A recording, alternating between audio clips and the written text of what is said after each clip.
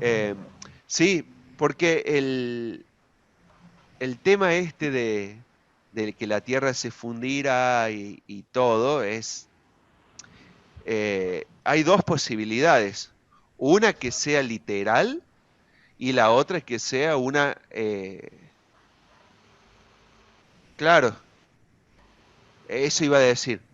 Una cosa es que sea literal y otra posibilidad es que sea una metáfora, una parábola.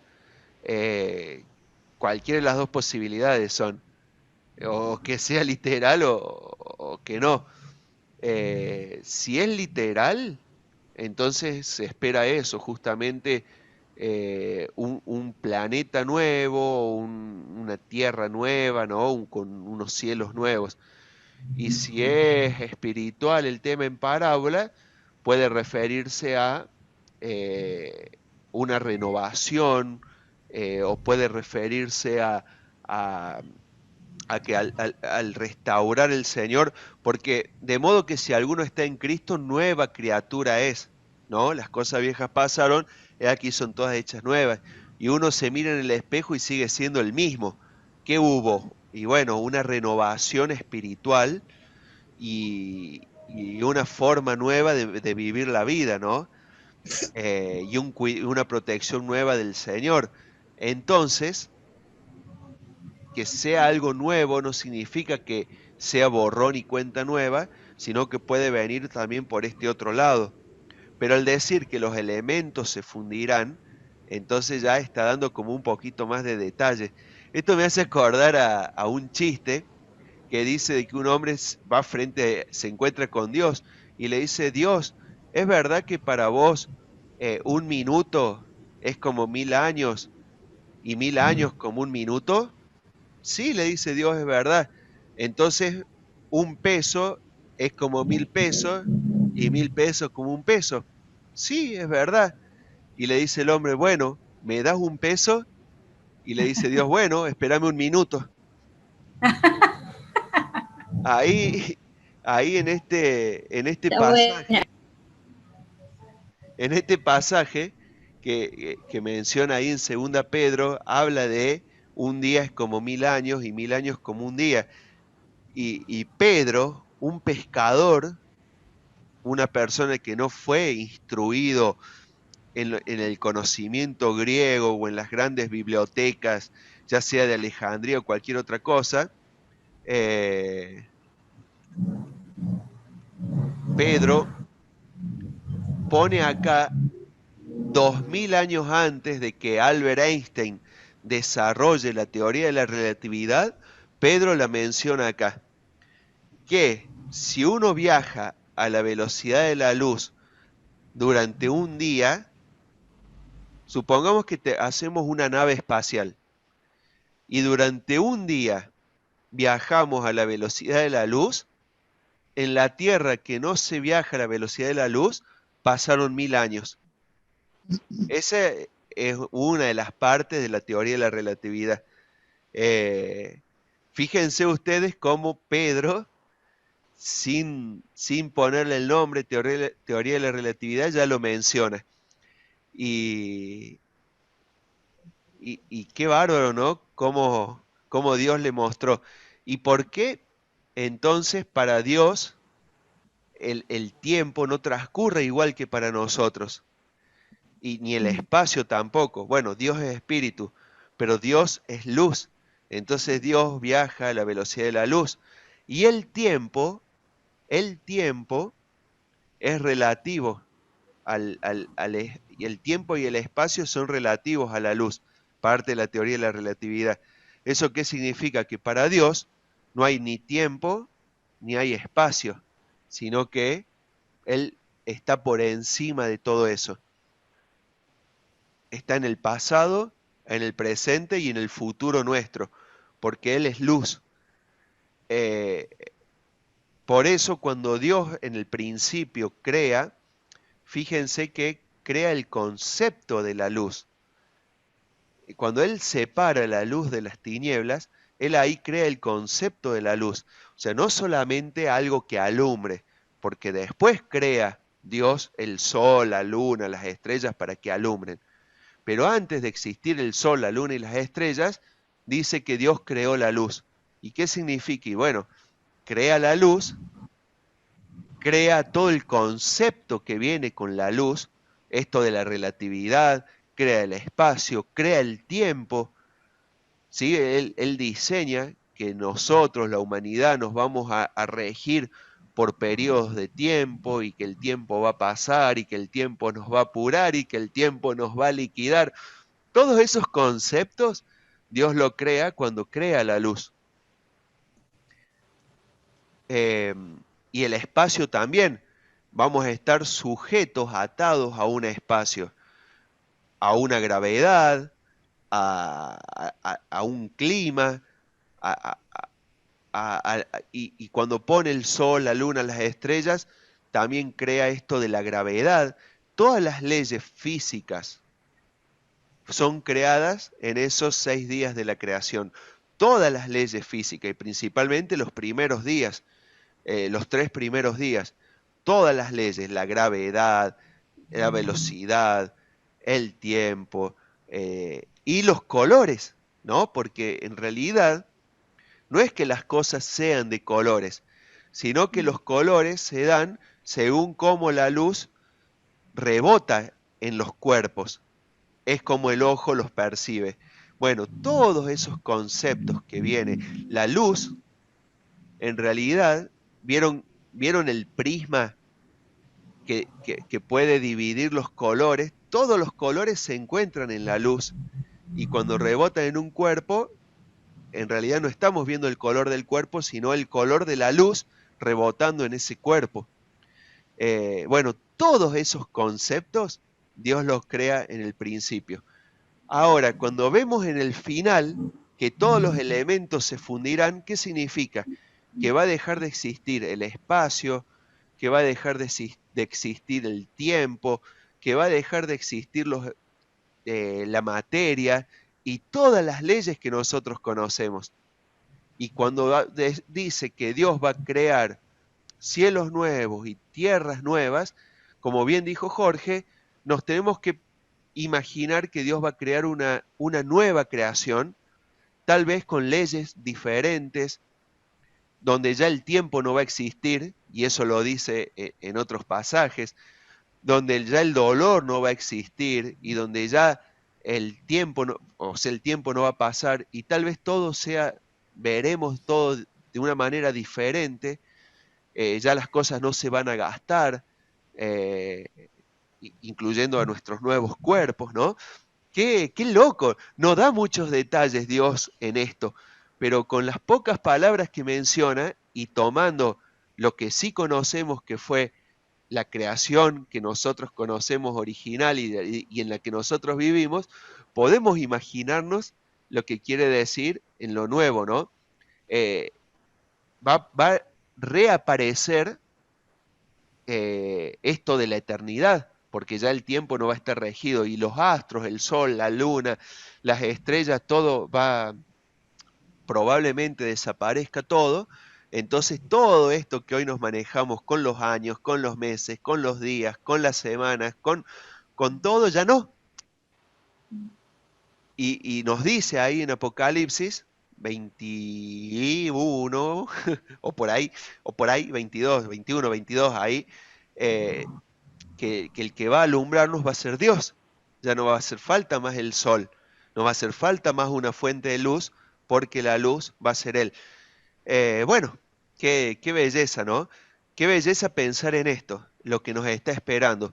Pero como dijo Salazar también, qué belleza eh, tener también la oportunidad de transmitir esto para que más personas puedan llegar al conocimiento de la verdad y que no se pierdan, ¿no? Que no se pierdan estas personas, porque así como va a haber luz eternamente, también va a haber oscuridad eternamente. Como va a haber alegría eternamente, también va a haber tristeza eternamente. Como va a haber gozo eternamente, también va a existir dolor eternamente en los dos lugares donde uno puede ir, que es o el o dónde está Dios, la eternidad esta que Él tiene preparado, esto de los cielos nuevos y tierra nueva, o dónde están los que no creen en Dios arrojados en el lago de fuego. Les voy a compartir, miren qué interesante este gráfico, ya que estamos, ¿no? Sé que nos vamos del tema, pero a ustedes como a mí les gusta irse del tema también. Miren, ¿se alcanza a ver? Sí, sí, Bien, sí. ahí lo voy a ampliar un poquito. Fíjense qué lindo gráfico que nos muestra del día 1 al 3. El día 1 Dios separa la luz de las tinieblas. Sí. El día 4 y Dios llena la noche y el día. El día 2 Dios separa el aire, la atmósfera del agua. En el día 5 Dios llena el cielo con los pájaros y el agua con todos los animales que habitaban en el agua. Y el día 3 Dios separa la tierra, hace que aparezca la tierra, lo verde, la vegetación. Y el día 6 Dios llena la tierra, ¿sí? Para que con los animales y el hombre. Y el día 7 Dios descansa. Bien fácil para recordar y entender cómo Dios va llenando y está dividido así. Ujú. Muy lindo. Bien, otro. ¿Ven? Qué lindos gráficos para los chicos, pero para nosotros también, ¿no? En el día 1 Dios crea la tierra, el espacio, el tiempo, la luz. En el día 2 Dios crea la atmósfera. En el día 3 la tierra, hace que aparezca la tierra y las plantas. Ahora, esto es muy importante para aquellos que dicen, no, Dios no creó, no son días literales, porque en Pedro dice que para Dios un día es como 1000 años, entonces el día 2 puede ser 1000 años, el día 3 1000 años, el día 4 1000 años. Primero que este concepto de para Dios un día es como 1000 años es neotestamentario. Eh, en el libro de Génesis siempre los días son literales, no son periodos de tiempo. Sí, en el libro de Daniel aparece la semana como periodo de tiempo, pero en Génesis siempre son días literales. Pero Pero más allá de de eso, cuántas horas sería ese día? y son 24 horas, Claro, porque lo mata. lo que la Tierra gira sobre su propio eje. Claro, por la luna y Pero el sol. la hora la determinamos nosotros. No, Tiempo. no. La Que son hora, 24 horas.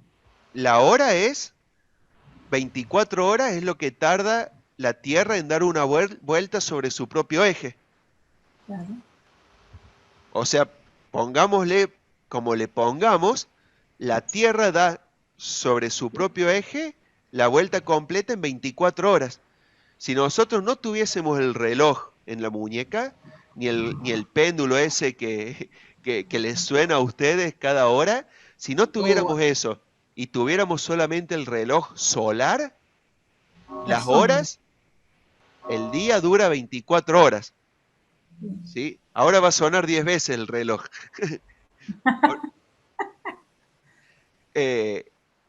Qué raro que no sonó todavía. Bueno, ¿se entiende, Jorge? Sí, pero Ahora, está bien, puede haber variaciones, pero la Tierra gira sobre su propio eje 24 horas, en 24 horas. Por eso, eh, fíjense que en cada versículo que menciona la creación, y fue la tarde y la mañana, el día 1, el día 2, el día 3. O sea, está marcado por la tarde, el anochecer y el amanecer.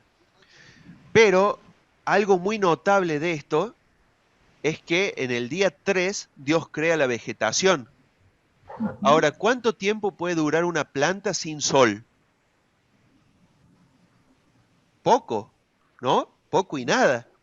O sea, no pueden ser 1000 años que hayan existido plantas No. sin que exista el sol. Por eso está muy claro esto. Un día sí puede durar las plantas sin sol. Por eso en el día 4 Dios pone el sol.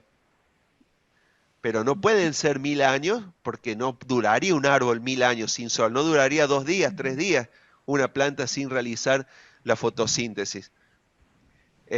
Bueno, al margen de eso, Dios lo dice, ¿no? Y fue la tarde y la mañana. Son días literales en Génesis. Jorge, la Tierra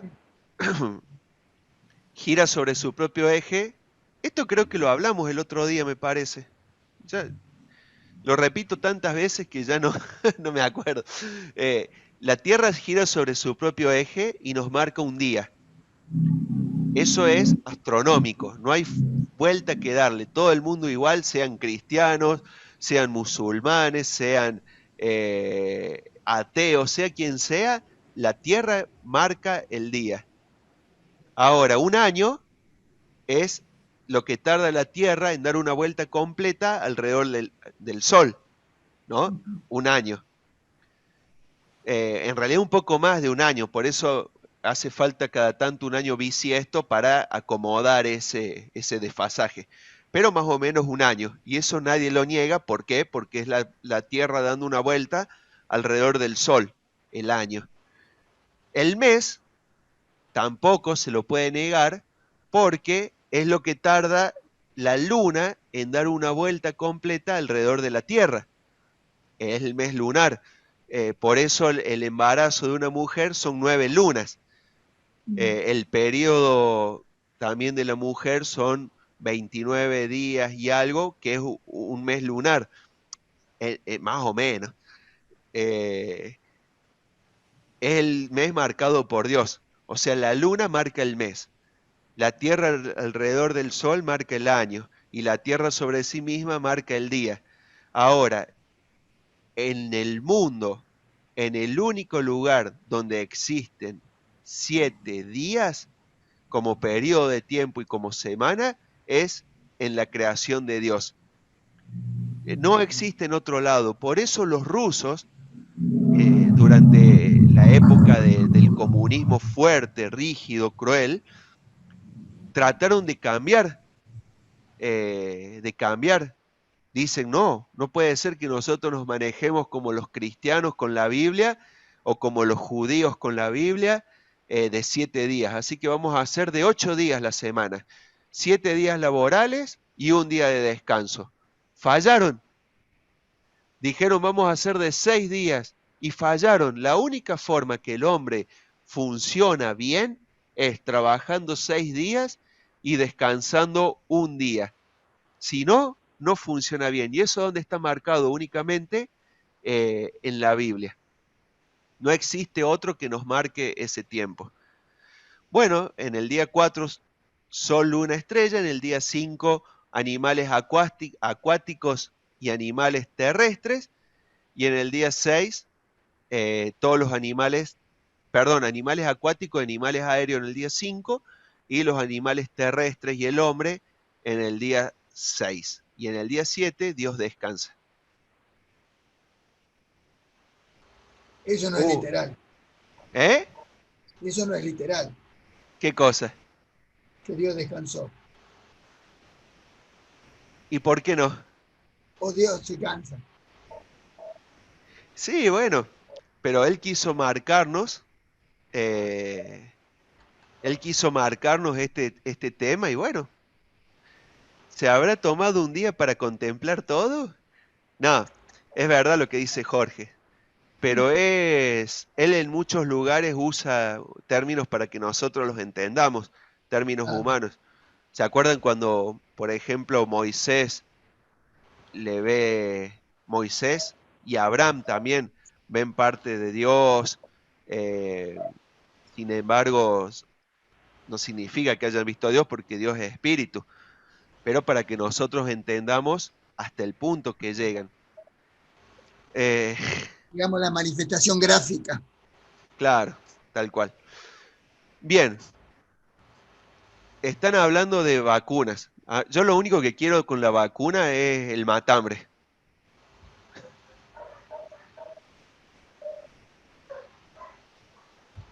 Arrollado. ¿Eh? Arrollado. Sí, sí, el matambre a la pizza, ¿no? A mi prima me mandó hoy el comunicado del gobierno de la provincia diciéndole que ella es médica, le llegó el comunicado que tiene que contactarse para sacar turno y ser vacunada. Se me cortó internet.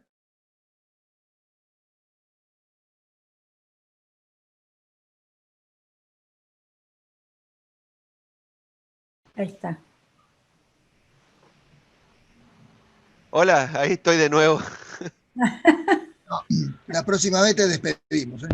Justo estábamos concluyendo la reunión. Bueno.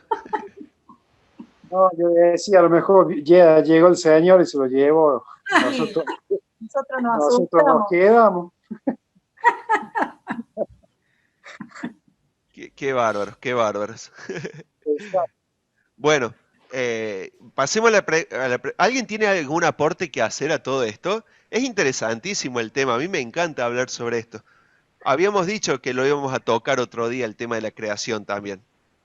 Sí, sí.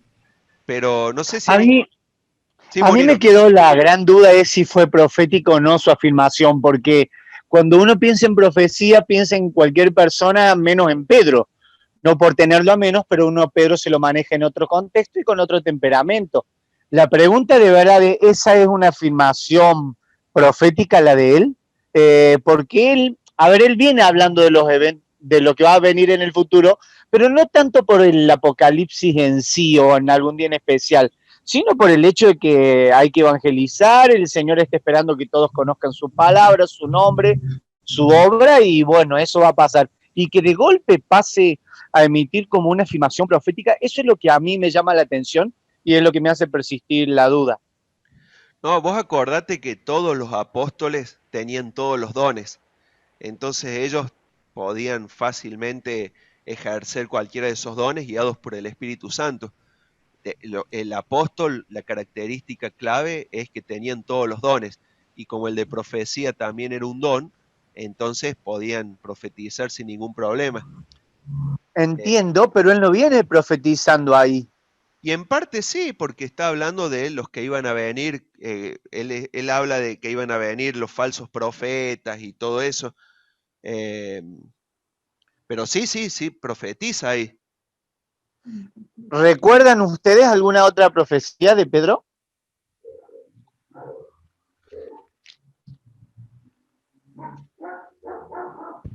Qué buena pregunta. Habría que investigar. Sí, sí. En este momento no se me viene En ninguna. realidad no importa más allá de la respuesta. Quiero decir que eso fue lo que a mí me llamó la atención de esa afirmación de Pedro, más que el contenido en sí. Sí, tal cual. Pero sí, vos acordate eso, que los apóstoles tenían todos los dones, y eso es lo más sorprendente de todo, ¿no? Que un pescador, no por desmerecer al pescador, ¿no? Pero el que está planteando estos temas de los elementos y de la relatividad y lo profético y las advertencias, nos las está dando un Pablo, ponele, que había sido eh, formado en las escuelas más importantes de Gamaliel o un estudioso o un griego, sino lo está dando una persona que no se dedicaba al estudio. Entonces es impresionante ver cómo Dios forma a sus siervos, porque muchas veces nosotros decimos, ¿y qué le voy a decir a la persona si me animo a predicarle? ¿Qué le diré? Y Dios te va a poner palabras en tu boca, en tu mente, guiado por el Espíritu Santo. No digo que saldremos profetizando, pero sí el Señor utiliza a sus siervos. Nunca tenemos que tener miedo de hablar de Él, porque el Señor nos va a decir, el Espíritu Santo nos va a guiar a decir lo que tenemos que decir. Sergio. Sí, el tema, Pedro, que Pablo está abordando la segunda venida de Cristo, está hablando de la venida de Cristo.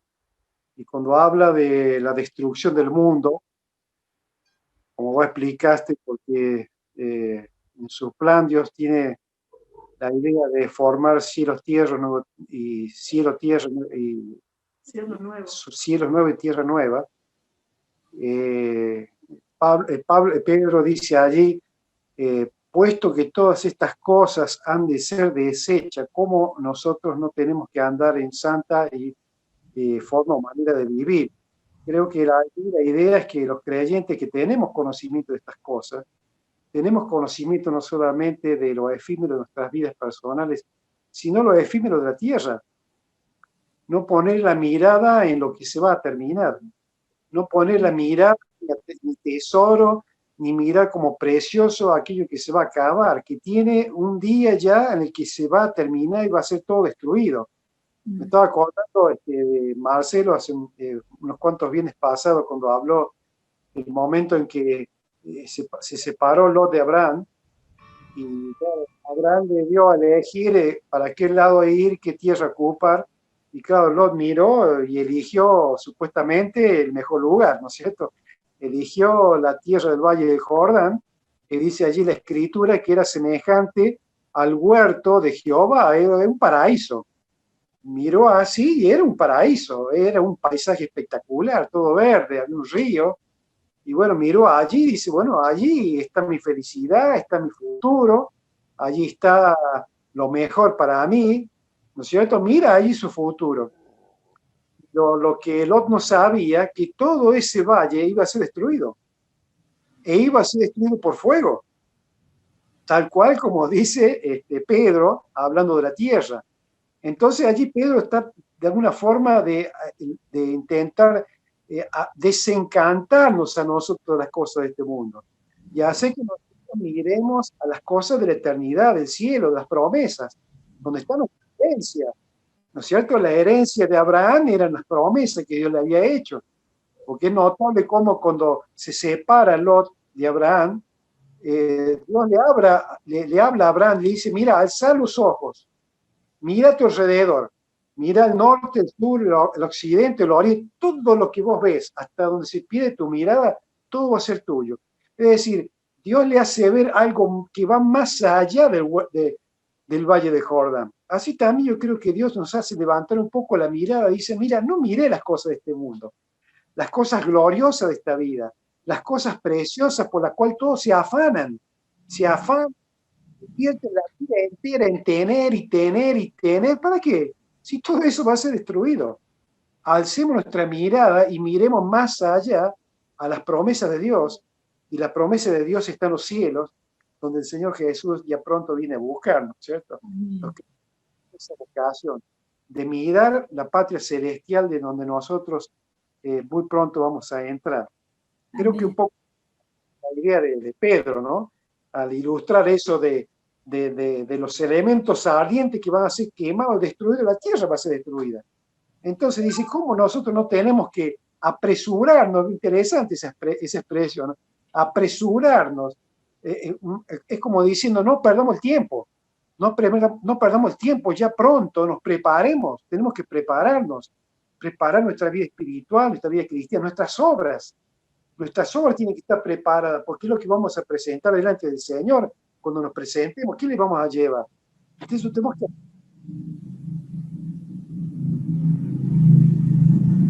Se cortó. Pronto, el Señor viene a buscar. Buenísimo. ¿Algo más para agregar a todo esto? Allá quiero estar. Amén. Amén. Bueno, tengamos en cuenta también que muchas de las profecías, no, mentira, muchas no, que las profecías en parte fueron dadas, dice el Señor, para que cuando se cumplan, creamos, ¿no? Fíjense, a ver si lo encuentro. Juan 14, 29. Habla el Señor Jesús y dice, 28, habéis oído que yo os he dicho, voy y vengo a vosotros. Si me amarais, os habríais regocijado porque he dicho que voy al Padre, porque el Padre mayor es que yo. 29. Y ahora os lo he dicho antes que suceda, para que cuando suceda, creáis. Entonces también las profecías son para abrirnos los ojos y para que cuando se vayan sucediendo, de a poco nosotros las vayamos creyendo más todavía. Y en parte de lo que Pedro dijo, hoy se está cumpliendo. Todavía no están fundidos los elementos, pero sí hay falsos maestros, falsos profetas, y las formas en que se pueden fundir los elementos también son posibles, porque 200 años atrás uno decía, y algo puede llegar a fundir todos los elementos y hacer que todo desaparezca, y después de Hiroshima, Nagasaki, sabemos que es posible hacer que en una fracción de tiempo todo se funda por una explosión nuclear. Entonces, muchas de las cosas que se van cumpliendo también son para que creamos. A ver, ¿tenemos tiempo de una pregunta más o no? ¿Qué opinan? Sí. Lanzamos una más, es que es medio dura la que sigue. Dice, antes de la pregunta, ¿algo más para acotar o agregar de esto que venimos hablando? No, está todo clarísimo. Bueno, Lástima que la próxima pregunta no está Araceli, que es la que ella tenía problemas con esto. sí, es verdad. Es verdad. Pero bueno, lo podemos plantear de nuevo la próxima. Pero hoy estaría bueno que lo hablemos. ¿Cuál es la pregunta, doña Elisa? ¿Cómo puedo perdonar a alguien que me lastimó?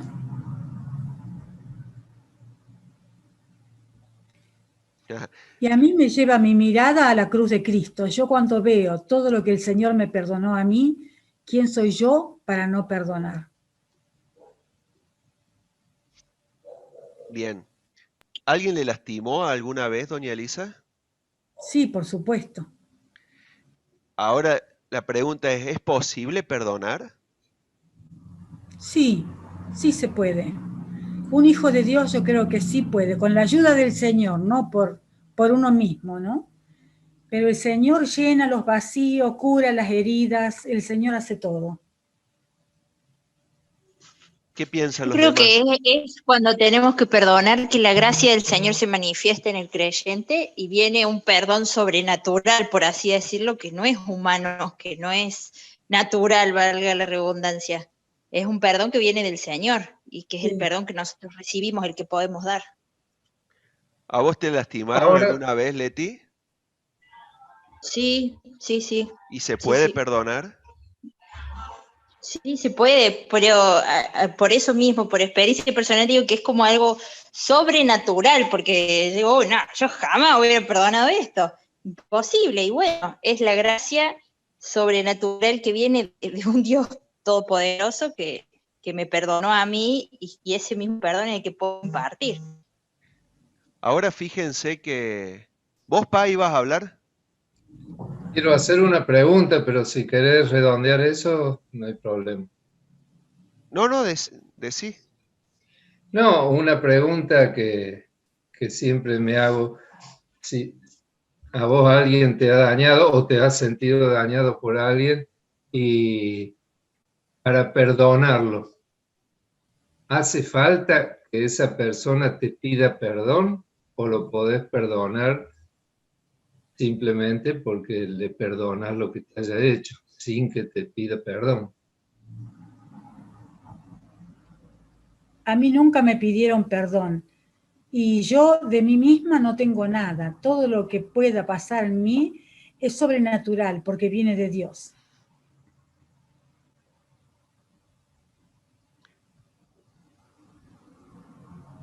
A ver qué otra cosa podemos decir del tema. Nos queda un Señor minuto. nos perdonó Linda respuesta. antes de que nos arrepintiéramos, de nuestro pecado, el Señor ya nos había perdonado. Claro, Claro, el Señor nos perdonó a todos, a todos. sí. El tema es el reclamar el perdón, pero, pero ahí está, ahí está. Em, Sergio, o vos iba a decir algo, o Jorge, yo lo vi que alguien se acercó, los dos. Sí, no, yo creo que había que comenzar primero en definir qué es el perdón, porque hay perdón y perdón, ¿cierto? Hay mucha gente que dice, yo perdoné, pero después se notan ciertas evidencias que no es tan así el perdón. El perdón bíblico es un perdón basado en el olvido, porque el Señor, hablando de otro perdón, dice que el perdón bíblico dice que el Señor sepultó nuestros pecados en lo más profundo del mar. Eso está hablando de que Él ha olvidado. Hablar de la profundidad del mar es hablar de un abismo, el cual pocos pueden llegar allá. O sea que nadie puede sacarlo de lo más profundo del olvido, lo que ya Dios perdonó. De tal manera que ella no tiene más en cuenta lo que hicimos anteriormente. Entonces, ese es el perdón, el verdadero perdón, ¿no es cierto? Bueno, ese tipo de perdón posiblemente sea el más difícil de practicar humanamente hablando, ¿no es cierto? Porque pocas veces he visto personas que realmente han olvidado por completo, ¿no es cierto? A veces nosotros creemos que hemos perdonado a alguien, pero de repente cuando nos hemos cruzado con esa persona, reflotó eso que pasó, vuelve a la mente esa historia que creímos olvidada y vuelve otra vez los rencores pasados, ¿no es cierto? Por eso yo creo que es difícil porque somos seres humanos con las limitaciones propias que tenemos como seres humanos. Pero como dice doña Elisa, el Señor nos ha dado una capacidad de perdón a través del Espíritu Santo sobrenatural. Es decir, una capacidad de perdonar de la misma forma que el Señor nos perdonó a nosotros. Es decir, entonces que estamos hablando aquí del perdón cristiano, estamos hablando, no el perdón humano, el perdón cristiano, que tiene unas dimensiones muy especiales y únicas que no existen en el mundo. Como hablamos del amor de Dios, por ejemplo. Cuando hablamos del amor de Dios es algo que la humanidad no conoce, porque tiene una dimensión que va más allá de lo que el ser humano conoce. Así también es el perdón de Dios. Entonces, ese es el tipo o clase de perdón al cual el Señor nos desafía a poder practicar y que muchas veces es difícil si antes no estamos realmente preparados en el Señor para poder ejercerlo.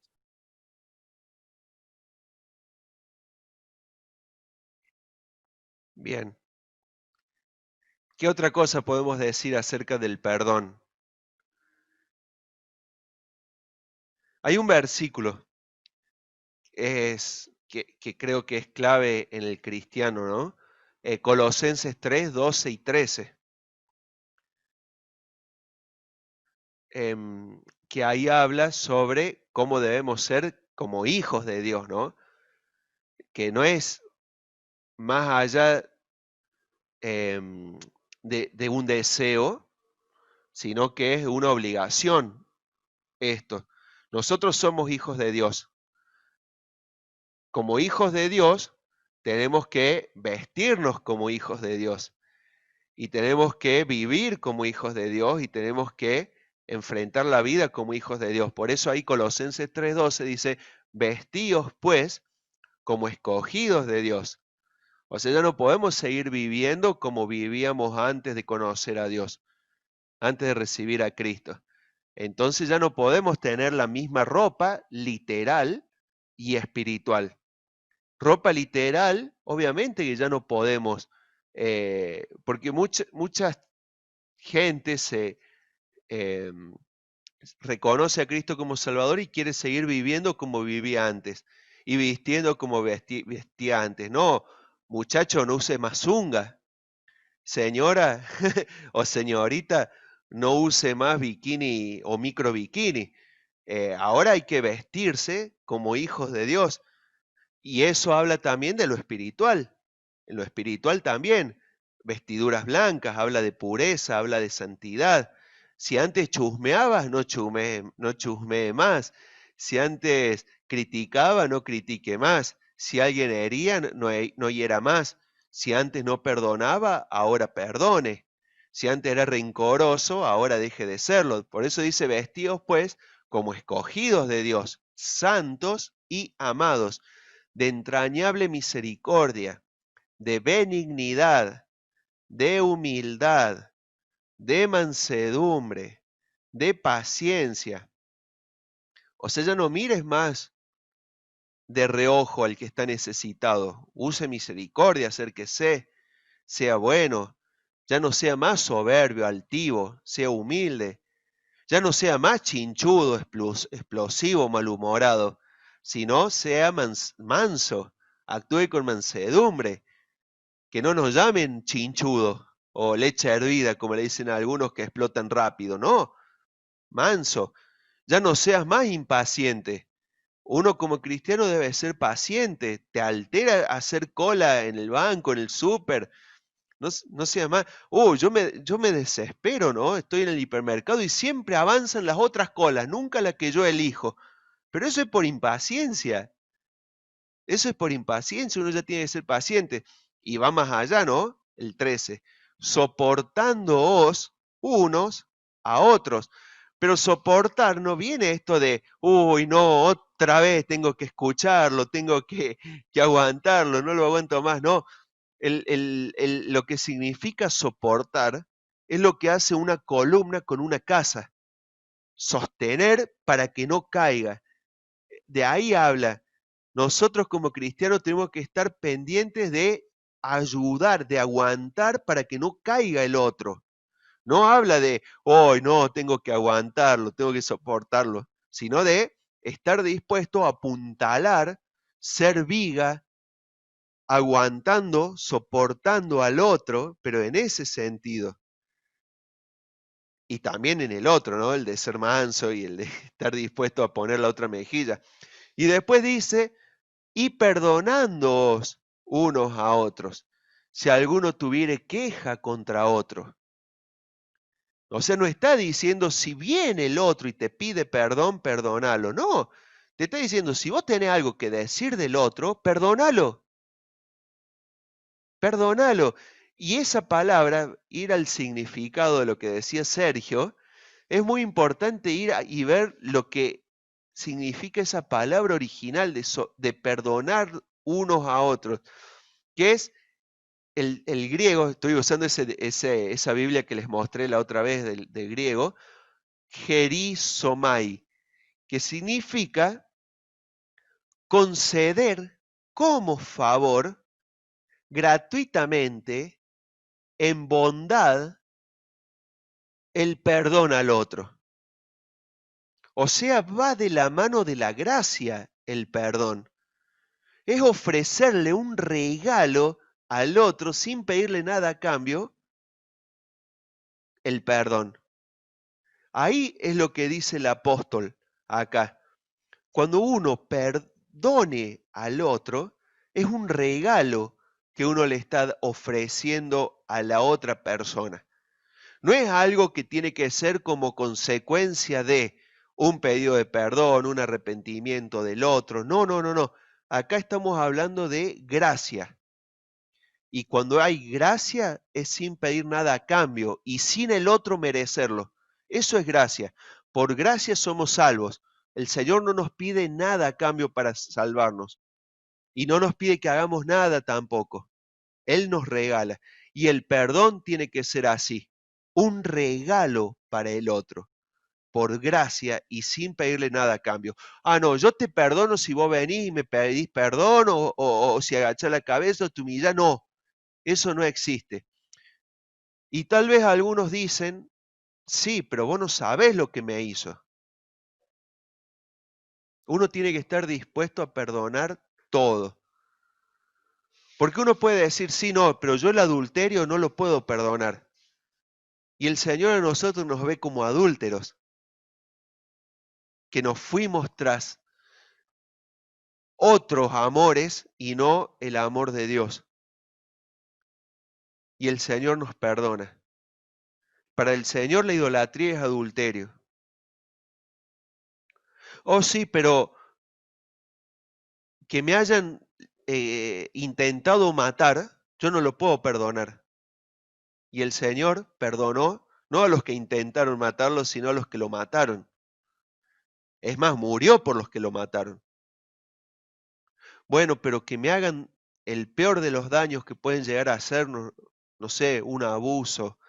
La otra vez leía la historia de una chica que fue abusada durante muchos años por un tío, porque vieron que los casos de abuso ocurren siempre dentro del hogar, en lo más íntimo, o el papá, o el tío, o el mejor amigo del hogar. Y bueno, el caso de esta chica era un tío que siempre está y durante muchos años abusó de ella. Y bueno, y ella después de grande conoce a Cristo y bueno, junto con el perdón que Cristo le dio a ella sintió la necesidad de perdonar al tío. Claro, ahora que recuerdo había sido descubierto y había ido a parar preso, entonces ella fue a la cárcel y se entrevistó con él y allí le contó lo que ella había vivido, los años de mucho sufrimiento que tuvo, pero la paz que encontró en Cristo. Entonces le habló de Cristo al tío que estaba preso y el tío reconoció a Cristo como su Salvador. Pero para ella poder ir a la cárcel, poder hablarle a quien durante años abusó de ella y quien en parte le había arruinado la vida, tuvo que perdonarlo. Cuando ella lo perdonó, pudo ir y hablar. Ahora fíjense cómo el perdón, como decía Elisa, como decía Sergio, es algo sobrenatural, es un don especial que Dios nos va a dar a nosotros. Pero nunca cometamos el error de exigirle a alguien que perdone, porque eso tampoco se puede hacer, porque no va por obligación el perdón. El perdón va a venir desde adentro, guiados por el Espíritu Santo también. Yo escuché a muchos que aconsejaban, no, andá y perdona. No, no funciona así. Cuando uno aconseja a alguien, uno tiene que hacer que esa persona, primero, ya sea una persona que fue abusada o que, no sé, le hicieron cualquier cosa difícil de superar, uno tiene que hablar para esa persona que primero acepte el perdón que Dios le da.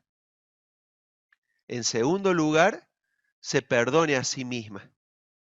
Reconozca que con Cristo no solo viene el perdón, sino que viene la limpieza de pecados, la liberación de la culpa. Y una vez que esa persona está ya perdonada a sí mismo y sintiendo el perdón de Dios, ya Dios va a actuar en su vida. Y sola esa persona va a sentir la necesidad, como la sintió Zaqueo, de arreglar cuentas con todos, ¿sí? Pero no cometamos el error de exigir que perdonen, ni de obligar. Eso solamente Dios lo hace. Pero cuando uno perdona, siente mucha paz. Y cuando uno no perdona, siente mucho dolor.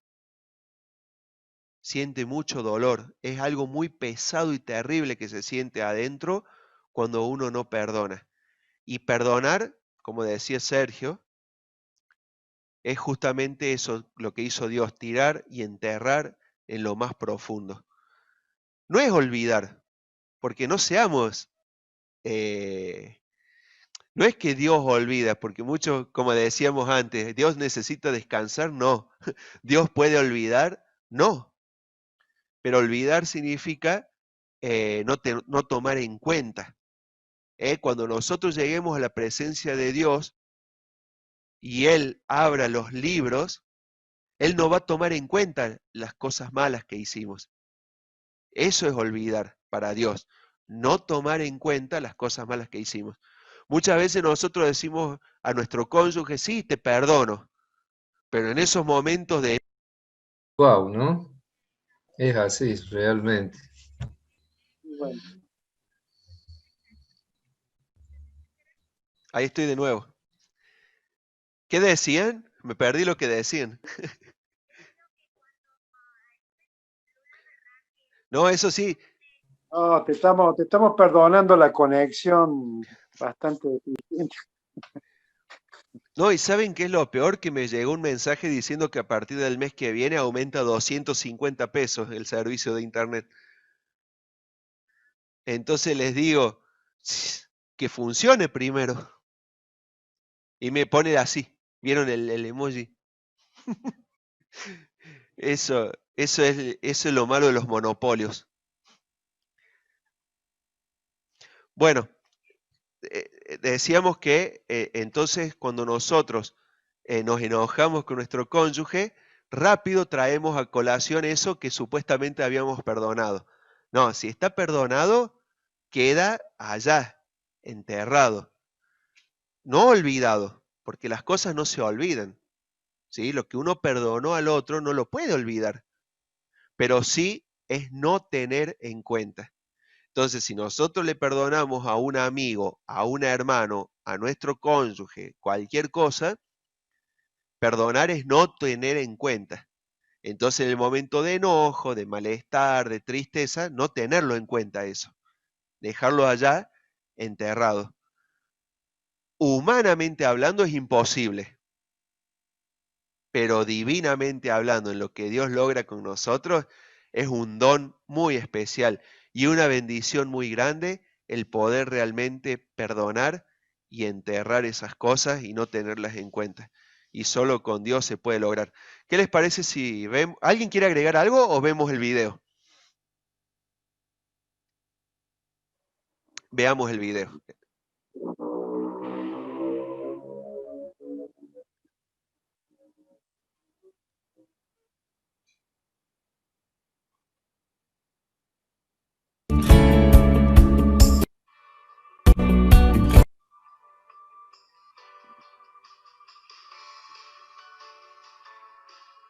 Las heridas son parte de toda relación humana.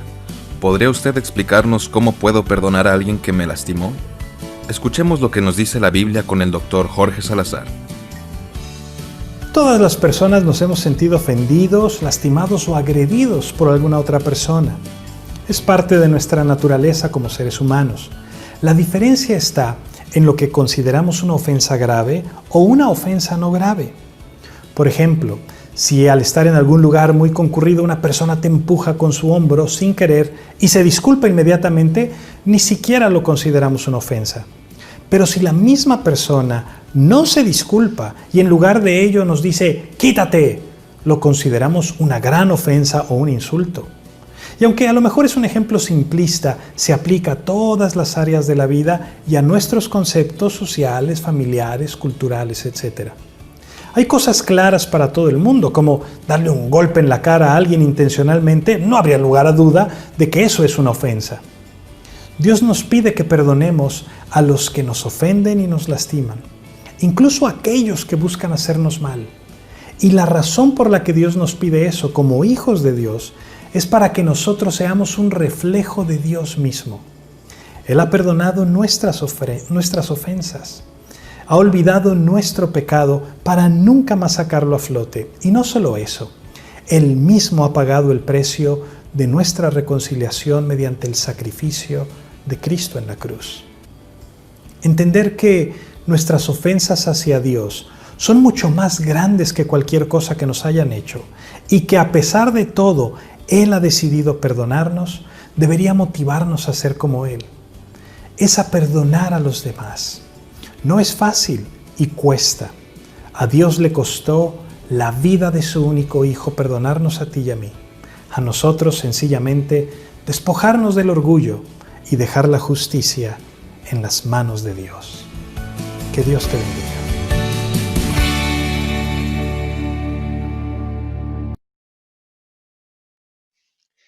Y eso también es re difícil, dejar la justicia en las manos de Dios, ¿no? Rápido nosotros queremos hacer cual Caín, cual Pedro contra Malco, o tantos otros, ¿no? Justicia en mano propia. Saúl, no sé, y así muchos, ¿no? En cambio, ¿cuánta fe requiere dejar que Dios sea quien hace justicia? Quien vengue, ¿no? Porque el Señor dice que Él hará venganza, pero nosotros queremos rápido vengarnos. ¿Qué piensa Ever? Activa el micrófono. Gracias.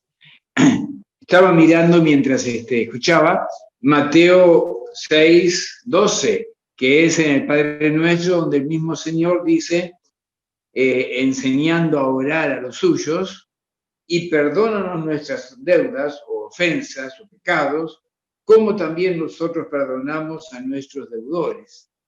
El verso 14 dice, porque si perdonáis a los hombres sus ofensas, os perdonará también a vosotros vuestro Padre Celestial. Pero acá viene el otro texto más bravo. Dice, mas si no perdonáis a los hombres sus ofensas, tampoco vuestro Padre os perdonará a vosotros vuestras ofensas. Entonces, acá tenemos de parte del Señor una advertencia muy grande. Como Dios nos perdonó, Él no preguntó nada y nos perdonó, sintió compasión, misericordia y nos perdona, así como decíamos recién. Pero nosotros entre nosotros le pedimos a Dios que nos perdone, pero yo no estoy dispuesto a perdonar al que me ofendió a mí. Entonces el Señor que me dice, si no perdonáis a los hombres sus ofensas, tampoco entonces vuestro Padre os perdonará vuestras ofensas. ¿A qué nos estamos exponiendo? A un castigo o a una condenación eterna. Dice aquí el capítulo 10, el 11, verso 25. Y cuando estéis orando, perdonad si tenéis algo contra alguno, para que también vuestro Padre que está en los cielos os perdone a vosotros vuestras ofensas, porque si vosotros no perdonáis, tampoco vuestro Padre que está en los cielos os perdonará vuestras ofensas. Y para mí lo más importante es que Dios perdone mis pecados, que Dios me perdone a mí, que Dios tenga misericordia de mí. Para eso tengo que considerar y amar a mi hermano para poder perdonar de corazón. Creo que toda la base de la doctrina cristiana se basa en estas dos palabras tan hermosas que son amor y perdón. Cristo lo manifestó, Cristo lo vivió, Cristo lo experimentó, pero también lo ejerció. Amor y perdón. Qué gran amor para con nosotros. No hay medida. Ni lo ancho, ni lo profundo, ni lo alto. Podemos imaginar cuánto fue el amor de Dios para con nosotros. Y ese amor llevó a que Él ocupe nuestro lugar para perdonarnos nuestros pecados. Entonces, qué gratitud tan grande. Creo que esto es parte de todo lo que hemos estado considerando esta noche también. Su amor y su perdón. Y el perdón que nos contagie, que nos lleve a querer hacer igual que Él. Colosenses, como leíamos recién, Él nos perdonó y quiere que nosotros perdonemos también, como Él nos perdonó a nosotros, teniendo misericordia, benignidad, humildad, mansedumbre, paciencia, y dice, soportándoos unos a otros, perdonándoos unos a otros. Así que el consejo del Señor es que el perdón tiene que estar siempre delante. Así será, y así es, tal cual como vos decías, Fernando. Hay paz en el corazón de aquel que perdona. Hay gozo, hay satisfacción, hay tranquilidad. Uno parece que descarga cuando quita de sí ese sensación de que alguien tiene algo contra uno y uno lo mantiene ahí encerrado. Pero cuando lo perdonamos, hay tranquilidad, hay una descarga tremenda en nosotros y podemos dar gloria a Dios por esta razón. Muchas gracias, Ever. Hermoso cierre al tema. Creo que no deja más nada para agregar.